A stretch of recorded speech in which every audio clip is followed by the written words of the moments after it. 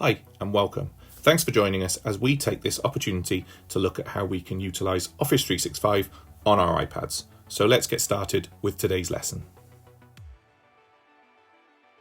So in today's activity, we're going to be taking a look at something which is really useful for all teachers if you've got traditional existing documentation that you want to make accessible to all of your students.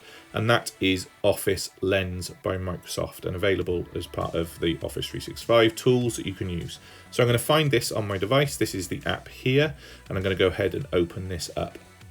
Now you'll see that this opens up as a camera because fundamentally that is what it's going to do.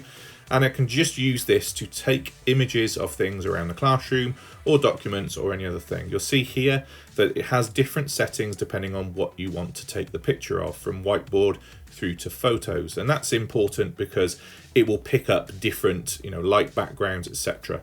Whiteboard is great if I'm taking photos of something in the class that I want to share later, but we're going to focus on the document tool because there are lots of things that you might have in your classroom that you want to make more accessible to your students.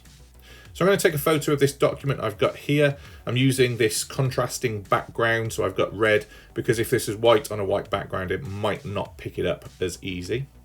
And then all I need to do is just focus on the document. And you'll see the orange lines appear around the side of the document. That means I've selected it, and I just tap on the Take Photo button, and that's captured that document. Now I can move the edges, you see the white dots, I can move these around if I need to, if it hasn't quite captured all of the document. In this case it has, but if I just grab this top left here, you can see I can move it around and just tidy it up if I need to. And then when I'm done, I just go through. And what it does is it basically takes that document, strips out the background, and just flattens that text out so there's no shine or anything on the paper. Now there are some additional options that I can use along the bottom here, so I can think about changing those filters. If I want to, I can add more photos. Let's take a look at the filters. Now it might be that some of those pieces of writing aren't as easily accessible, and just by changing some of the filters I can make it easier for my students to be able to see it. I'm going to keep with it the original at this point, so just go back. I can also crop that. I can change different elements on those things. We can also though add in some drawing and add text as well. So I might want to annotate directly over the top of this. I might want to add in some text, but we're just going to move on to something which is really cool. Now when I go to export, these are all the places I can export it to. My photo library on my iPad, I can save it as a PDF, I can put it directly into OneNote or other Office apps as well. Or I can share it directly through Outlook, but we're going to go to this Immersive Reader that you might have seen on other apps that we've been looking at in the series, and this is some really cool things that you can do whilst taking photos of a document. So I'm going to go ahead and tap on Immersive Reader, and that's just going to transfer this document into a different state.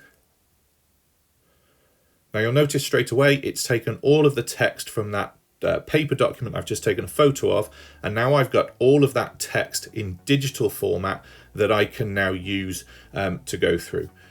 Now I've already got this switched on, but what Evaluating we can also your do dissertation, is tap a play, and it's checklist going for to students. talk through all of that information for me as well.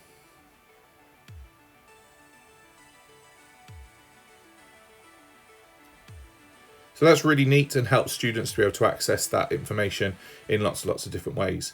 Now if I tap on the magic wand here, what we'll see is we also have the option to have this highlight different parts of the text. So if I wanted to focus on just the nouns in the text, I can turn that on. Students can have a look at all the nouns, and we can do the same with verbs and adjectives and adverbs as well. We can also switch the labels on, and it will identify which one these are as you're reading through all of the text. So a really, really nice way for students to learn. We can also turn on the syllables so that it helps break down that word if students are thinking about how to say them. So lots of ways that educators can use this in their teaching. And one other really, really nice tool as well is the reading preferences. So in here I can change the focus that my students are looking at, be it a single line or the whole text or a couple of lines. If I had pictures in this, I can turn on the picture dictionary, so it's going to be able to identify what pictures they are. But the one thing that really stands out is the ability to translate all of this document really, really quickly into another language. Now, I teach in Wales, and being able to translate things into Welsh is a really, really key skill as we want to develop our bilingual students. So I'm going to keep this selected as Welsh, but you can do this for other languages. And I'm going to turn it on for the whole document. And you can see straight away, it's translated the whole document into Welsh. Now, I'm not saying that there are no errors in this, there may well be, but actually because I don't speak Welsh at all, it's a step in the right direction to help me support those students in their understanding of the other language. Now, I can't translate this and have it speak to me at the moment in Welsh. Hopefully that's coming soon, but you can have this for other languages as well. So it's a really, really nice touch. So if I go into the reading preferences, I can change all of this setup for different languages as well. So if I change this to, let's say, find French, because I do know a little bit of French. And if I change it all into French and make sure that I've got this turned on. Oh, hang on, I need to just turn it back into French. Didn't do it for the whole document, there we go. So the whole document is in French. If I now tap on play. Évaluation de votre thèse, une liste de contrôle pour les étudiants. So you see there, it's going to read out not only just in French, but obviously it has the French pronunciation of those words as well. So really, really nice touch, really nice way to take those traditional learning resources you might have in your classroom and repurpose them to make students be able to use them in lots of different ways.